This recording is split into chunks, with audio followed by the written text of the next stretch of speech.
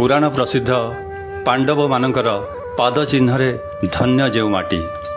प्राकृतिक शोभार गंताघर भाव में परिचित पश्चिम ओडिशार प्रवेश द्वार भाव में दीर्घ कालू परिचित जो स्थान से होची संबलपुर जिलार रेढ़ाखोल पहाड़ पर्वत घेरा ये क्षुद्र स्थानटी दिन थिला राजशासित हेले एबे राजा नाहांती एबे राजा नाहांती सत किंतु रेढ़ाखोल परंपरा रे एबे भी राज परिवार भूमिका बंची रही रेढ़ाखोल कोण अनुकोण रही